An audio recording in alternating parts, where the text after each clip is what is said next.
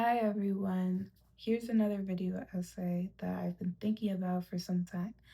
And I would say I've been thinking of the concept of friendship a lot lately. And I don't think it's a coincidence, especially now, of these feelings to resurface during the summer. And I feel like these feelings are also mutual across the board with many people. Every year around this time, my social media pages are usually flooded with videos, stories, and posts of people exploring, traveling, spending time with friends, doing many adventures, etc., and a sense of FOMO increase within me. Seeing people joke around and suddenly I sometimes realize, do I really have friends? Am I really a good friend? Like, do I contact anyone? Have When was the last time I checked in on some of these people? And conversations about everyone seeming to have like large friend groups and everyone sitting and people sitting at home, like kind of pouting around. At first, I brushed it off as something we're misinterpreting because of social media, and these are like two different perspectives of the same coin that we're not really understanding. But the more I paid attention, the more I realized that it's more common among people than we really do think. And I started to ask myself the question, if I'm being honest, am I actually a bad friend? Now, I don't mean bad friend in the sense that I'm intentionally manipulative or inconsiderate towards people. I don't think most people who struggle with friendship are like that. I think it is actually more of a smaller percentage of people who are these bad, manipulative, evil doers that we always hear about.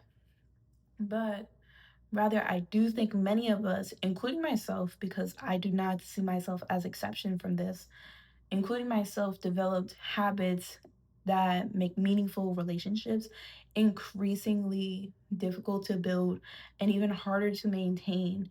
And somewhere along the way, we became more remarkably good at justifying these habits, especially when trying to build and foster new connections with other people in our lives. One realization I had was that if I were to delete all my social media pages right now today, the amount of people who would contact me will drop drastically. And I'm not saying this to be dramatic, I'm being realistic. Now, I wouldn't even really say confidently, I have a best friend. I wouldn't even say confidently, I have a series of close friends. Now, I know that might hurt some people's feelings of me saying that. However, I'm not saying like I don't view anyone as a close friend and I don't have any best friends at all.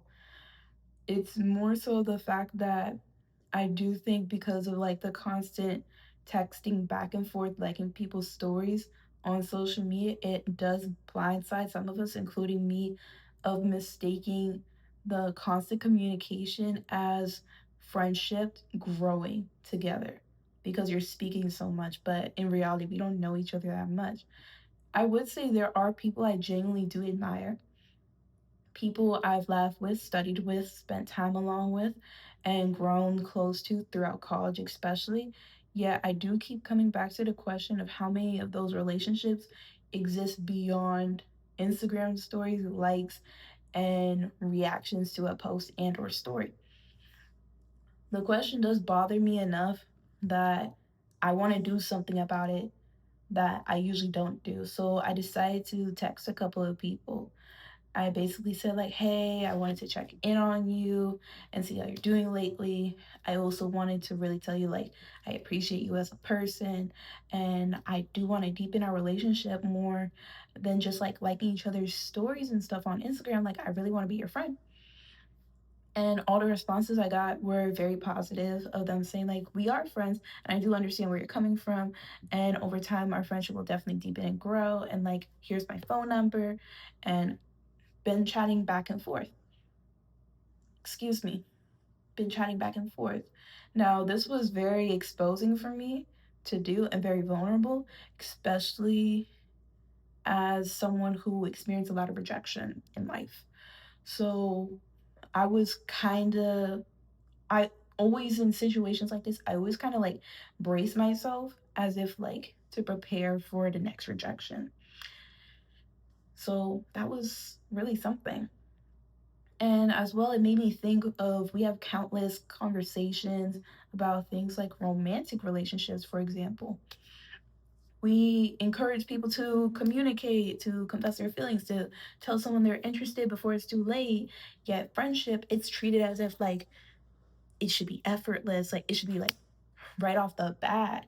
And we rarely acknowledge like the meaningfulness behind friendships and the intention. We think like really meaningful friendships, like when we think of a best friend, one of the first things we always say is like, oh yeah, I know them so long for this amount of years.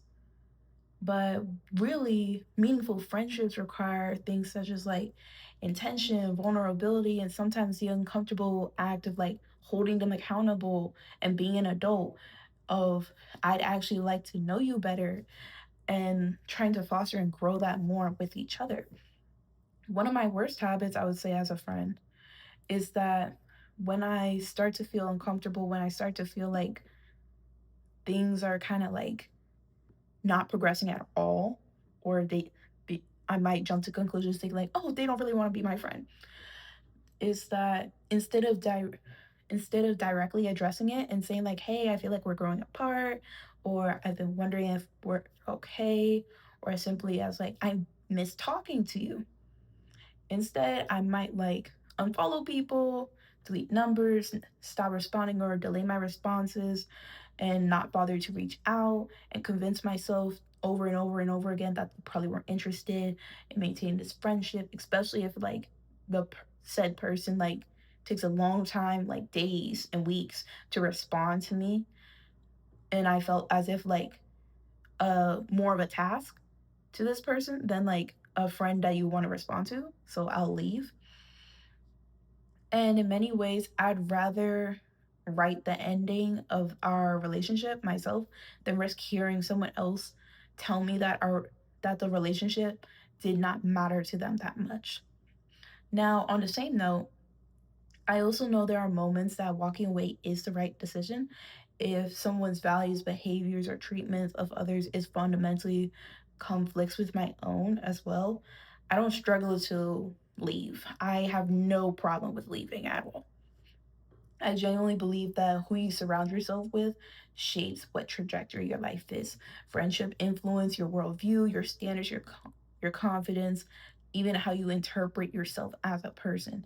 Not every relationship deserves to continue simply because it existed for some time. You guys have mutual friends, you guys have similar hobbies, etc. It doesn't need to continue if it's going to be strenuous for one side. The difficulty is learning how to distinguish discernment for avoidance, as well as saying these questions such as like, am I in this relationship because it's unhealthy, or am I ending it because the dynamic feels uncertain? And those are two completely different questions. Yet I think many of us have stopped asking ourselves either of them.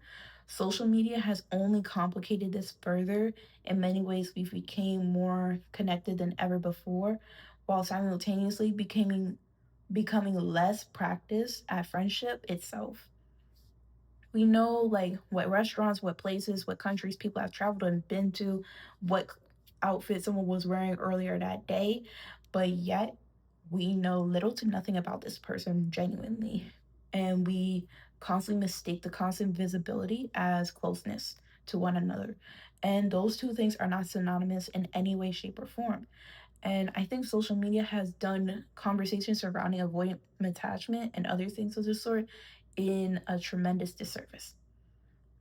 Over the last years, psychological language and therapy words have become newfound buzzwords, especially among the internet, and became deeply embedded by doing so, which is in many ways became beneficial of people becoming more aware and understanding things such as like boundaries, attachment styles, and emotional regulation ever than before.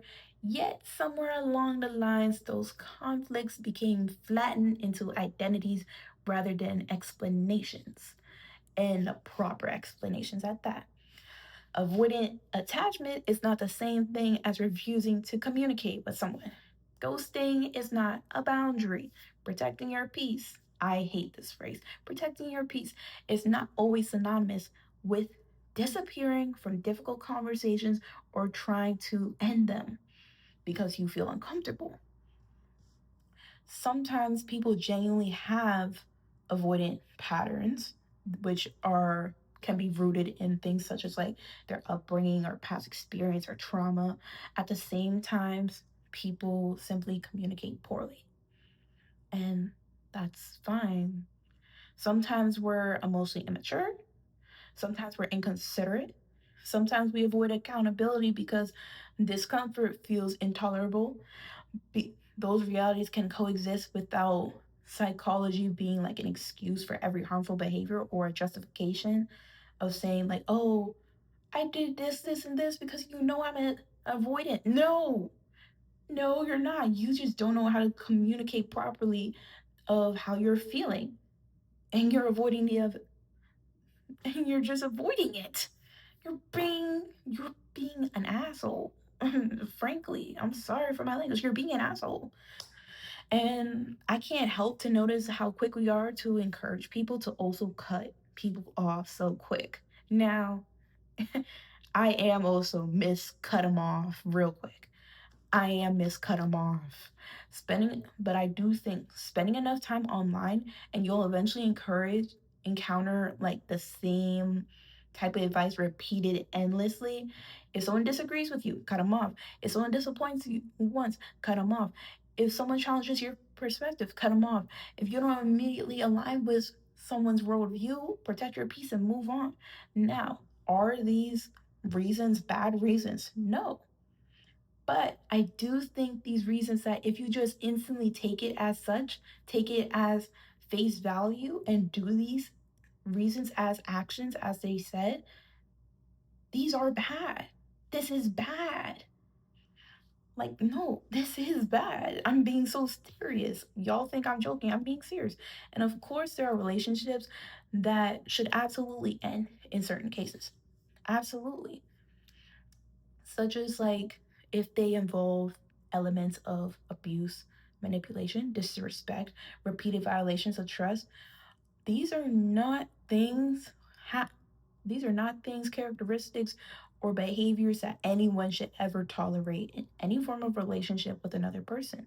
You have every right to cut someone off for doing things like this.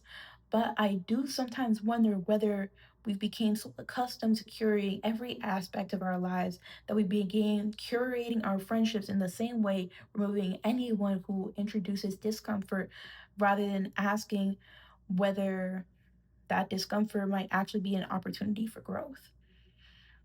Lately, it feels like as if many people don't necessarily want friends, they want yes men. They want people to affirm and feed into their delusions that they have. They want people to reinforce every opinion they hold, validate every decision they make, and never introduce anything that would differ and go against the grain into these relationships. Yet, some friendships I value as a person, I hold the ones that we have disagreements, we don't get along, because mutual respect is already established. That's the core foundation. If one of my friends were to tell me, like, hey, I do think what you did was wrong and you should not do something like that, I'm going to take it to the chin and think on what they said and reflect and think, yeah, maybe I shouldn't do this. Or, yeah, maybe in my opinion, I'm not in the wrong and I'll keep doing me, but I'll keep this in mind. And I understand where they're coming from. And then trying to be quick to be closed minded and be like, no, you're being mean. You're just hating on me. Cut you off. No, because accountability should not be interpreted as a form of hostility. And disagreement should not automatically be assumed as rejection. Writing all of this has led me to conclude that it has never led me to conclude that I'm secretly a wonderful, amazing friend. I'm average, and I am not the greatest person. I'm really not. And I don't think any of us are. If anything, it's made me more aware of my actions, habits, and traits that I have and how it affects others, and that and even things that I do that I need to work on. I've expected people to understand emotions that I never expressed. I've withdrawn instead of communicating to people of what's really going on in my life. I've assumed that people will abandon me before giving people the opportunity to prove themselves otherwise. So yes, I do think I'm a bad friend in certain sense, but the uncomfortable realization is, however, is that I don't think I'm particularly unique.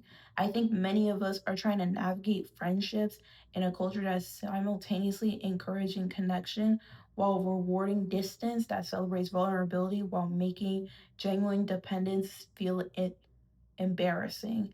And that has gradually replaced practicing friendship with performing it. And perhaps the question isn't whether I'm a bad friend. Perhaps it's whether we've forgotten that friendship, like any meaningful relationship, is practice rather than a personality trait that someone comes with.